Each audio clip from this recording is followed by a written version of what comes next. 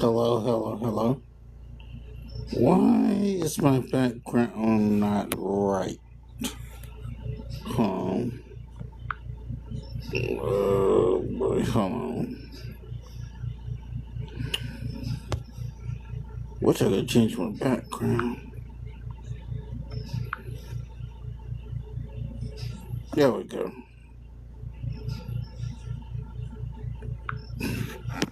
Okay, there we go. I knew the background was off a little bit. Hello, hello, hello. We're gonna be today getting into the Constitution real quick. I'm gonna go away and come back. Be back in a second. And shout out to this young lady. Welcome back to Unbiased, your favorite source of unbiased news and legal analysis. Welcome back to Unbiased Politics, and welcome to the official start of the 7-week Unbiased Education series. I am very, very excited about this series for a couple of reasons. Number one, we're switching things up a little bit. Obviously, I typically cover current events here in the United States, but because I have officially started maternity leave and won't have my eyes on the news as much as I usually do, I thought it would be really beneficial to put out these educational episodes. And in the past, you guys have loved these more, educational episodes. So really excited about that. But also the second reason I'm excited to finally bring this series to life is because I think it is so important for all of us to be really deeply educated on the concepts that are in the background of all of these current events that we're always talking about. The Constitution, the Bill of Rights, the three branches of government, how laws are made, how the election process works, the evolution of political parties in the United States. All of these concepts are critical to understand and to keep in the back of our minds so that the next time we talk about an executive order or free speech or a Supreme Court opinion, you have a really deep understanding of how all of these things work. So I want you to think of these next 7 weeks as a condensed law school education. Imagine every time you're tuning into one of these episodes, you are sitting down in a law school class and I am your professor. And each class will cover a different topic and talk about various cases and laws that have shaped those topics. So for those of you who have, always dreamed of going to law school or considered going to law school, this series should be pretty cool for you because it's basically what it is. And by the end of it, you will have obtained your imaginary degree from Unbiased University, which means that you will be fully prepared for the show when I come back from maternity leave and start reporting on current events again. And you'll be more knowledgeable than the vast majority of the American population. So there's that too. That's always a good thing. By the way, if you are still interested in getting an unbiased rundown of current events, I am still cranking out articles on Substack when I can. If you're interested in joining, it is free. You just have to click the link in the show notes for this episode and enter your email address. So now, without further ado, let's talk about the Constitution. Throughout this episode, I'll walk through the history of the Constitution, including the Constitutional Convention and the road to ratification, the 7 basic principles that lie within the Constitution, the amendment process, a brief explanation of each amendment, and then we will finish with some interesting facts about the Constitution and critical thinking. Before we talk about the Constitution itself, though, there are 2 very important documents that we have to at least acknowledge. And the first is the Declaration of Independence. So the Declaration of Independence is the founding document of our country. It was officially adopted by Congress on July 4th, 1776, which is why we celebrate the 4th of July on that day. It is what officially declared our independence from Great Britain. And something that's interesting, and something a lot of people don't know, is that Congress actually voted for our independence on July 2nd, 1776, but it wasn't until July 4th that Congress officially adopted the Declaration. So that's why some people think that Independence Day should really be celebrated on the 2nd of July and not the 4th. In fact, John Adams was one of those people. He wrote a letter to his wife on July 3rd, 1776, telling her that July 2nd would go down as one of the most memorable and celebrated dates in American history because in his eyes, it was the vote for independence, not the actual adoption of the document that was the, memorable moment. But All this to say, that is the Declaration of Independence. It is very, very, very important because it officially declared our independence from Great Britain. Until that document was adopted, we were under British rule here in the 13 colonies. The second document worth mentioning are the Articles of Confederation. The Articles of Confederation were what created the foundation for the United States Constitution. So the full name is actually Articles of Confederation and Perpetual Union, but it is more popularly known as the Articles of Confederation. And the Articles were created in 1777 following the Revolutionary War, just 1 year after we declared our independence. And that's actually what governed our country for the first 10 years of its existence. So this is before the Constitution. And some of the more notable aspects of the Articles were that they called for a government with one House body of delegates, with each state having a single vote. And that's what we call a unicameral legislature. The states acting together could make decisions on certain issues that affected all states, but the federal government was very limited in what it could do at the time. So the Articles of Confederation were intentionally drafted to create this weak federal government because we had just declared our independence from Great Britain, where we were subject to the king's power. The type of government that we experienced in Great Britain was exactly what we were trying to avoid when we declared our independence. So the federal government was intentionally very limited in power. Now, that's not to say the federal government didn't have any power. It could still do things in the beginning, like, declare war, conduct foreign affairs, make treaties, coin money. But because the government was meant to have such limited powers, there were these kind of inconsistencies and holes within the Articles of Confederation. So, as an example, the federal government could not collect taxes. So if it needed money to carry out some of their duties, like let's say go to war. This here is just it's unbiased with Jordan, I believe is her name. She's just giving us a quick deep dive into the Constitution. With that being said, let's get back into it. Tap the screen, please. It had to ask the states for money, and the states didn't have to give it money. They could, but they didn't have to. On top of that, if Congress wanted to fix that problem by amending the Articles, it needed a unanimous vote from all 13 states, which meant that no amendments were ever passed because it was virtually impossible. And this is why the federal government was pretty weak and underfunded in the early days. Now, keep in mind, we're a newborn country, okay? We're just getting our bearings. Things are messy. So, at this time, the United States is experiencing uprisings, boundary disputes, really just a lack of common vision. Some states were levying duties on goods from neighboring states. Other states were minting their own currency. It was a mess. And there needed to be more structure without too much structure. We needed to have a functioning, federal government without giving the federal government too much power. And that is when the call for the Constitutional Convention was made. The first convention was supposed to happen in Annapolis, Maryland in 1786, but only 5 of the 13 states showed up. So that's when Alexander Hamilton steps in, and he calls upon Congress to summon all 13 states to appear at a convention the following year in Philadelphia. So the year is now 1787. It's been 10 years since the Declaration of Independence was signed, and the delegates meet in Philadelphia for what was supposed to be a revision of the Articles of Confederation. That was the intent going into the convention. However, the convention ended up resulting in a new document entirely. And that new document is what we now know as the United States Constitution. So it's 1787 in Philadelphia. All states show up to the Constitutional Convention except Rhode Island. There were 55 men in attendance, and they were all in charge of drafting the Constitution. They were a group of wealthy and prominent men for the time. Half of them even had college degrees, which was rare. Roughly 40% of them had served in the army during the war. So it was a group of established, successful guys.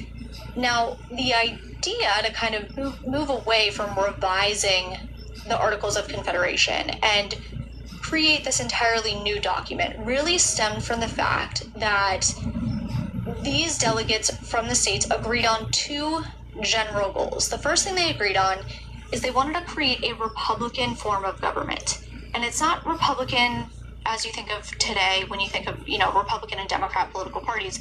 We'll get into what a republic is, but don't think of it like political parties.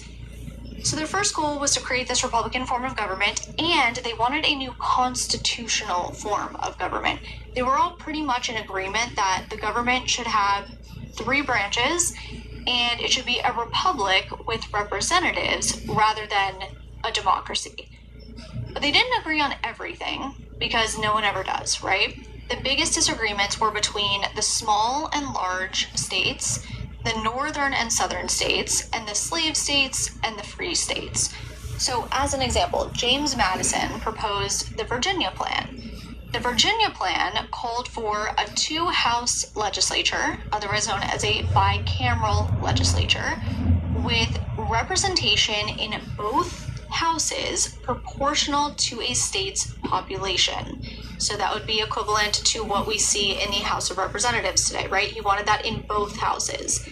William Patterson from New Jersey instead proposed the New Jersey Plan. New Jersey is obviously a smaller state than Virginia, so the New Jersey Plan called for a single legislative house with equal representation for each state, similar to what we see in the Senate today, because he didn't want his state to have less representation than Virginia or any of the other states. And another thing, which is kind of an example of how these disagreements went, Alexander Hamilton wanted the president and Senate to serve life terms, but most of the delegates did not agree with this because, again, they were trying to get away from this tyranny or possibility of tyranny that they had experienced in Great Britain. So most of the men were like, no.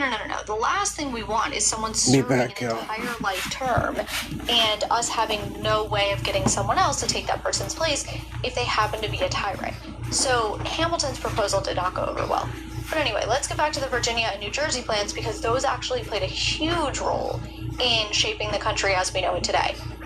Because of the disagreement between Madison and Patterson, the delegates landed on what is called the Great Compromise. The Great Compromise is also known as the Connecticut Compromise because it was brokered by Roger Sherman of Connecticut, but it gave us this 2-chamber system that we know today. So it took the 2-house legislature concept from the Virginia Plan, but then kind of a mix of both the Virginia Plan and the New Jersey Plan as far as representation goes. It said we would have this 2-chamber system inclusive of the House of Representatives and the Senate.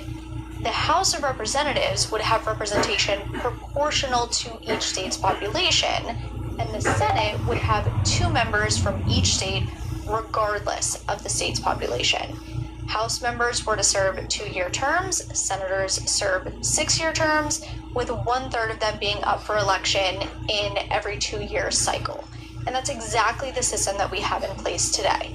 But with the creation of the 2-chamber legislature, the next question the delegates had to answer was, who counts in terms of representation, right? Because at the time, slave-owning states wanted slaves to be included in their population, even though slaves didn't even have the right to vote at the time, because if slaves were included, this meant their state population was bigger and they'd have more representation in the House of Representatives. But the states with less states didn't want slaves to be included because they didn't want slaves to add to the other state populations that had more slaves. So this disagreement resolved with the 3/5 compromise. And what that compromise said is that the calculation for representation in the House would be the total number of white people plus 3/5. So basically, every white person in a state plus 3 out of every 5 slaves would be counted for purposes of representation in the House. And with that 3/5 compromise, we pretty much have the legislature figured out. Not entirely, but the delegates were definitely getting somewhere. So the Great Compromise, as we know, established the legislature as we know it today, but it also established the 3 branches of government and the So the Constitution really starts taking shape, and it comes to have this strong, independent executive branch. Under the Constitution, the president would serve a 4-year term with the opportunity to be reelected and serve as the commander-in-chief of the military. The president was also given the power to appoint people to domestic offices like the Supreme Court. And when it came time to electing the president, the delegates adopted the idea of the Electoral College, which meant that the citizens of each state would vote for electors, who in turn would elect the president. And obviously that's the same Electoral College we know today. So as you can see, the framers are making significant progress at this convention. But let's take our first break here. When we come back, we'll talk about the ratification of the Constitution and what that looked like and why it was so important. Welcome back. Before the break, we talked about the evolution of the Constitution and how the framers came up with many of the concepts and mechanisms that shape our federal government today. In total, Tap the screen, please. For about 4 months, but it still wasn't even close to being complete. So once the Constitution was actually drafted, it needed to be ratified by the states. And Article 7, which was written into the Constitution itself, laid out the ratification process. It said that the Constitution wouldn't take effect until it was ratified by 9 of the 13 states. So it needed at least 9 votes to take effect. But even then, only the states that ratified would be bound by it. So if it was ratified by 8 states, no states were bound by it. It wouldn't meet that 9-state threshold. But if it were ratified by 9 states, those 9 states were bound. If it were ratified by 11 states, those 11 states were bound. It wouldn't be until the 13th state ratified it that all 13 states were bound by this Constitution. In the beginning, the Constitution got almost immediate ratification from Delaware, Pennsylvania, New Jersey, Georgia, and Connecticut. But it still needed 4 more states. And some of the states were hesitant to ratify because the Constitution didn't set forth individual rights and freedoms that these states felt were important. Things like freedom of speech, freedom of religion, etc. The Constitution had this principle of individual rights, but it didn't specify what those rights were. And that's when the Massachusetts Compromise was reached. So in February 1788, the Massachusetts Compromise stipulated amendments to that effect. So freedom of speech, religion, press, things like that would immediately be proposed as amendments upon ratification. And following the Massachusetts Compromise, Massachusetts ratified the Constitution, Maryland ratified a few months later in April, South Carolina followed in May, New Hampshire then became the 9th state to ratify in June 1788, which meant that the Constitution officially took effect and the new federal government began functioning. Though it did take another 9 months for that to happen, but it was now officially, adopted. Virginia ratified 4 days after New Hampshire, New York ratified a few weeks after that. So by the end of July 1788, we have 11 states that are bound by the Constitution. The 2 holdouts were North Carolina and Rhode Island. It would take another 15 months for North Carolina to ratify and almost 2 years for Rhode Island to ratify. And you might be sitting here wondering, how in the world was the United States supposed to function properly if only some of the states were bound by this Constitution? And the answer is that the new federal government would only have authority over the states that joined. So non-ratifying states were not represented in Congress. They didn't participate in presidential elections. They weren't subject to federal law. They were essentially outside the system. And if you're thinking to yourself, well, that sounds like a mess, it was a mess. But despite the mess, there were a few reasons the framers did it this way. So for one, under the Articles of Confederation, which was our original governing document, Congress couldn't tax, couldn't regulate commerce, had no way to actually enforce its own decisions. So the framers figured it's better to have things be a little messy in the short term and just at least get this new system going. That's better than living by the Articles of Confederation forever, which are really a mess. Now, they also only required 9 states to sign on because they knew it would be close to impossible to get all 13 states to sign on at once. So the theory was let's require partial adoption and work our way towards full adoption down the road, rather than requiring unanimity now and essentially guaranteeing failure. Because the other thing is that they knew once they had the signatures of 9 states, the last 4 states would be under pressure to ratify, and they would eventually do it. The states that didn't ratify were at a huge economic and political disadvantage because they had no say in trade policy, they had no say in who was leading our country, they had no representation in Congress. And that's why the last 2 holdouts, North Carolina and Rhode Island, eventually ratified in 1789 and 1790 because they knew they would be worse off if they didn't. So finally, May 29th, 1790, Rhode Island became the last state to ratify the Constitution. And if you remember, it was Rhode Island who chose not to show up to the Constitutional Convention, so it's not entirely surprising that they were the last state to get on board. But let's go back to 1788 when the Constitution officially took effect. At this point, Congress started drafting the Bill of Rights pretty immediately because remember, per the Massachusetts Compromise, once the Constitution was ratified, the framers were under this obligation to solidify those individual rights that they had promised to the states. So in June 1789, James Madison proposes amendments in the House. In September, Congress sends 12 of those proposed amendments to the states for ratification. And 2 years later, in December 1791, 10 of those amendments are ratified and become the Bill of Rights. And the Bill of Rights is where we get most of our freedoms. So let's do a quick refresher on those. The next 3 episodes in this Unbiased University series will go into a ton of detail on all of the first 10 amendments, but we're just going to do a quick refresher on what those first 10 amendments consist of. So the First Amendment protects freedoms of religion, speech, press, assembly, and petition. Basically, the government can't tell you what to believe, say, publish, or protest. The Second Amendment protects the right to keep and bear arms. The Third Amendment prohibits the government from forcing people to house soldiers in their homes during peacetime. This isn't so relevant today, obviously, but this was a direct response to what was happening prior to the Revolution. And then the Fourth Amendment protects against unreasonable searches and seizures. The Fifth Amendment provides multiple protections, things like the right to remain silent, protection against double jeopardy, protection against incrimination, which is where we get that phrase, plead the Fifth, and then the requirement of due process before the government can take life, liberty, or property. The Sixth Amendment guarantees the rights of the accused in criminal cases, so things like speedy and public trial, an impartial jury, the right to an attorney, the right to confront witnesses. The Seventh Amendment preserves the right to a jury trial in certain civil cases, which are obviously different than criminal cases. The Eighth Amendment prohibits excessive bail, excessive fines, and cruel and unusual punishment.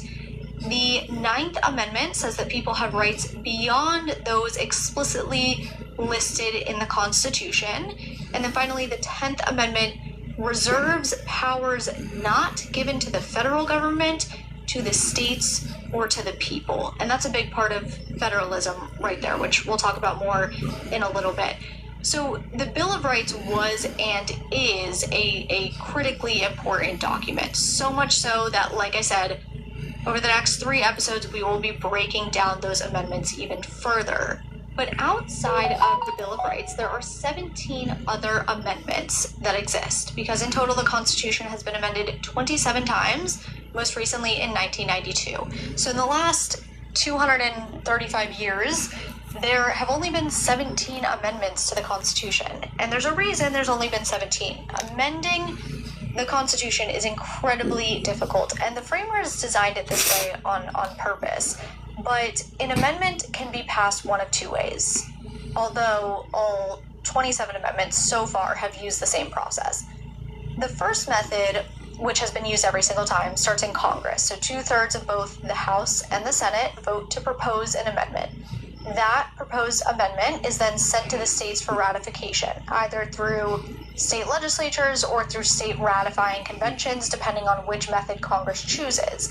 but Okay. three-fourths of the Tap the states have screen, to tap the ratify the screen, amendment please. before it comes Please tap the screen. before it becomes part of the Constitution. The second method has never been used. So under the second method, 2/3 of state legislatures will ask Congress to call a convention for the purpose of proposing amendments. Delegates from the states would then meet at this convention and propose an amendment or amendments, and the proposed amendments would then have to be sent back to the states, and 3/4 of the states would have to ratify them.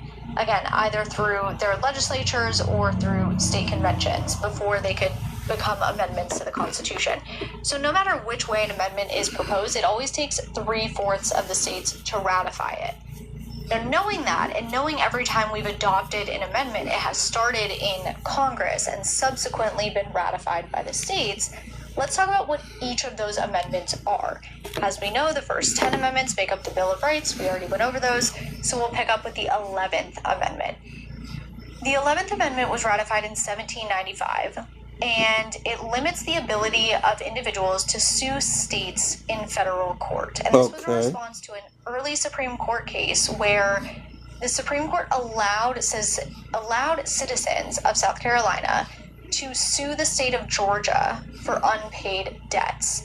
So the 11th Amendment effectively reinforced what we call state sovereign immunity, which essentially means that citizens generally cannot sue states in federal court unless an exception applies. And one major exception is suing a state official in their official capacity to stop a violation of federal law. And we see this all the time. So instead of suing the state itself, a citizen might sue the state's attorney general or another state official, and that's kind of a workaround or an exception, if you will, to the 11th Amendment.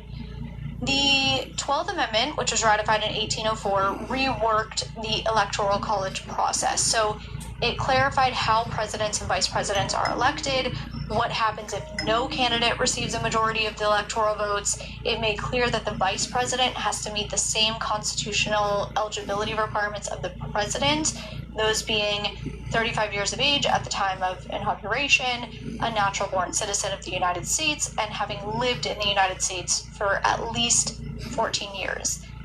The 13th Amendment abolished slavery and marked the beginning of what are known as the Reconstruction-era amendments. The Reconstruction-era amendments refer to the 13th, 14th, and 15th Amendments, which were all adopted in the years immediately after the Civil War. They were designed to reshape the Constitution in response to the abolition of slavery and the reintegration of Southern states into the Union. So the 13th Amendment abolished slavery. The 14th Amendment granted citizenship to formerly enslaved people. It also eliminated that 3/5 compromise we talked about earlier. It prohibited states from depriving any person of life, liberty, or property without due process of law. And it guaranteed equal protection of the laws. And then finally, the 15th Amendment, the last Reconstruction-era amendment, prohibited states from denying the right to vote based on race.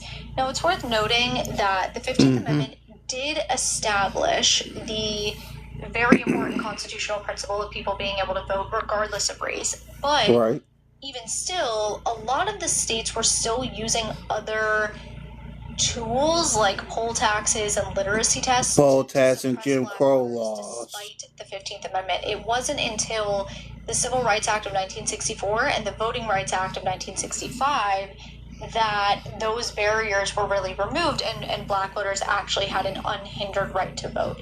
So those were the Reconstruction-era amendments. Then the 16th Amendment, which was ratified in 1913, allowed Congress to impose a federal income tax. And this was a big one because it established the federal tax system we know today, but also because it allowed the federal government to create a source of revenue outside of tariffs, because pre-1913 the federal government's revenue relied on tariffs. That was their income source. So now with this amendment, they could impose federal income tax on citizens. The 17th Amendment established the direct election of U.S. senators, because prior to this, senators were actually chosen by state legislatures and not directly by the people. The 18th Amendment prohibited the manufacture and sale of alcohol, but this was later repealed by the 21st Amendment. The 19th Amendment gave women the right to vote by prohibiting the right to vote based on sex. That was in 1920. And the 20th Amendment changed the timing of presidential and congressional terms. So before the 20th Amendment, there was a bigger gap between when an election happened and when the newly elected officials actually took office, which meant that the outgoing officials who had just lost re-election could still make major decisions for the country for months. So the 20th Amendment shortened that transition period and moved the start of presidential terms to January 20th and congressional terms to January 3rd. The 21st Amendment, as we just said a second ago, repealed the prohibition on alcohol. And then it wasn't for another 20-ish years that the next amendment was ratified, which was the 22nd Amendment that limited presidents to 2 terms. And this was in the wake of FDR, who served 4 consecutive terms. The 23rd Amendment was ratified in 1961 and gave presidential electors to Washington, D.C., because D.C. as a territory did not have presidential electors up until this point. The 24th Amendment prohibited poll taxes in federal elections. The 25th Amendment deals with presidential succession and disability. So what happens if a president dies or resigns or can't carry out the duties of office? The 25th Amendment answers that. The 26th Amendment lowered the voting age to 18. And then finally, the 27th Amendment, which was ratified in 1992, says that any change to congressional pay cannot take effect until after the next election. So in other words, members of Congress can't give themselves a raise or a pay cut that applies to the term they're currently serving. So those are the 27 amendments to the Constitution. Let's take our second and final break here. When we come back, we'll cover the 7 basic principles of the Constitution, and then we'll do some fun facts, which is my favorite part, and we will finish with a little critical thinking. The Sonic $6 All-American Smasher Meal tops the burger food chain. Get it hand-smashed and made to order, plus a side and medium drink for just $6. Great burger, even greater deal. Try the Sonic All-American Smasher Meal for $6 today. Style and substance in the GMC Sierra. Welcome back. We've covered almost everything. The only big thing left to talk about is the 7 basic principles of the Constitution, which are popular sovereignty, federalism, republicanism, limited government, individual rights, separation of powers, and checks and balances. And by the way, just to be clear, these principles are not explicitly written out in the Constitution. They're more so used as a teaching framework. So they exist in the sense that they illustrate how the Constitution is structured, but the framers never formally voted on a list of 7 or anything like that. So let's start with the first principle, which is popular sovereignty. Popular sovereignty translates literally to power of the people. Sovereign meaning ultimate authority, popular meaning people. And you can really see this idea right away in the very first words of the Constitution, which are, "We the people of the United States." So that's popular sovereignty. The second basic principle is federalism. Federalism is this idea that power is shared between the federal government and state governments. Again, a very intentional choice by the framers, because under federalism, some powers are given to the federal government, others are reserved to the states. Powers that are specifically granted to the federal government are known as enumerated powers. So only the federal government can do things like declare war, regulate interstate commerce, print money, maintain armed forces, establish federal courts. All these things are enumerated powers that are explicitly reserved for the federal government. States, on the other hand, have powers over things like establishing schools, running elections, creating local governments, handling issues related to public safety and local policy, things like that. Then there's this third category called concurrent powers. And as you might imagine, these are powers that are shared by both federal and state governments. And these include things like establishing courts, laying and collecting taxes, borrowing money, passing laws, right? All these things are things that both the federal government and state governments do. So under the principle of federalism, power it's not concentrated in one place. Then the third principle is republicanism. So we talked about this one earlier. I told you don't think about it in the sense of Republicans versus Democrats. It's not like that. When the Constitution was drafted, the framers said that they wanted a republican form of government. And in simple terms, that means a republic, not a direct democracy. And we'll walk through the difference. In a republic, people don't vote on every law themselves. Instead, what they do is they elect representatives to make decisions on their behalf. And that's why it's often described as a representative democracy.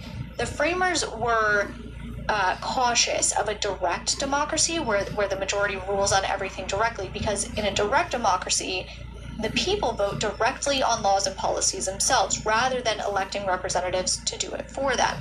So there's no legislature filtering those decisions. The majority's vote just kind of becomes law. And the framers were worried that this kind of system could allow majority rule to override the rights of minorities. So by forming a republic where voters elected representatives who debate and vote on their behalf, the framers were trying to kind of slow things down and, filter public opinion and balance majority rule with protections for individual rights. In fact, Article 4 of the Constitution tap the screen, please. Tap the screen. Tap the screen. Quote, republican form of government, which reinforces this idea that representation, not direct voting on laws, is the foundation of our system. So when you hear someone say the United States is a republic, not a democracy, it's not really, it really isn't either or. A republic is a type of democracy. It's just not a direct democracy. So the Constitution lets people have a voice, but it also builds in these speed bumps, if you will, so that laws don't change overnight based on whatever's popular at the moment. A republic is basically a democracy with speed limits. Okay, so that's the republican form of government. Then the fourth basic principle is limited government, and this is pretty straightforward. It means the federal government only has the powers that are specifically given to it. If the Constitution doesn't explicitly grant a power to the federal government doesn't have it. That was the framers' original intent. Okay, so they were trying to avoid a system where government power was unlimited, so they wrote down exactly what the federal government could and couldn't do.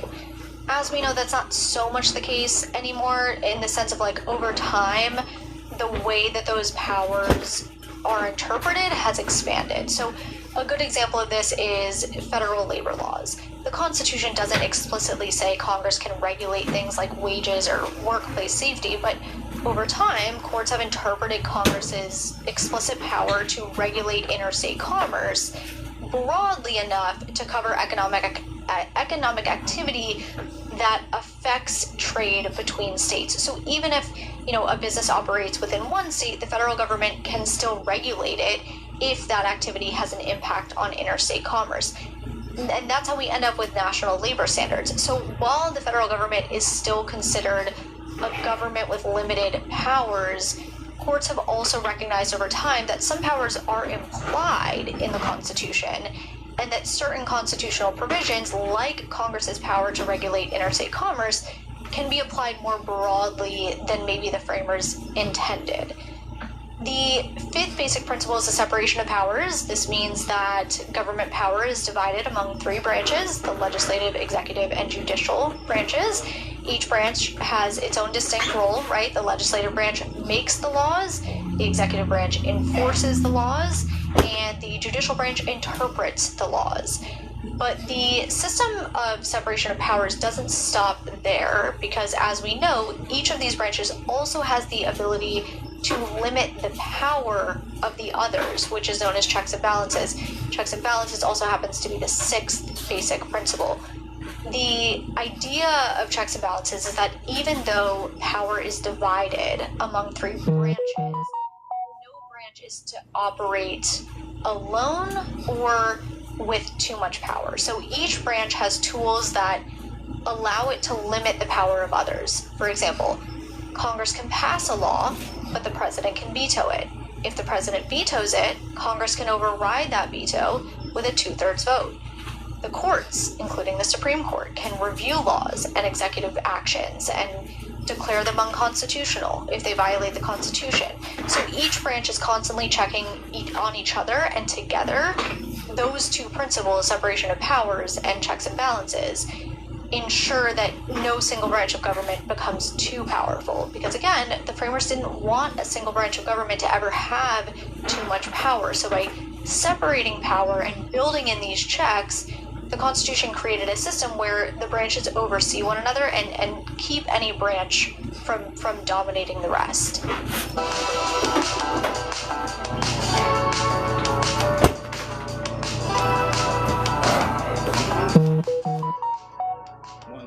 One second. And finally, the last of these 7 basic principles is individual rights.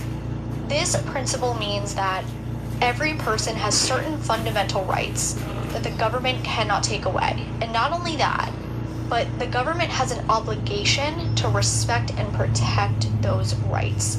Many of these rights are written directly into the Bill of Rights, which we know, but the principle of individual rights actually goes beyond what's written down. So the Constitution is built on this idea that rights don't come from the government, okay? Instead, the government exists to protect rights people already have. And this principle, of course, works alongside all the others.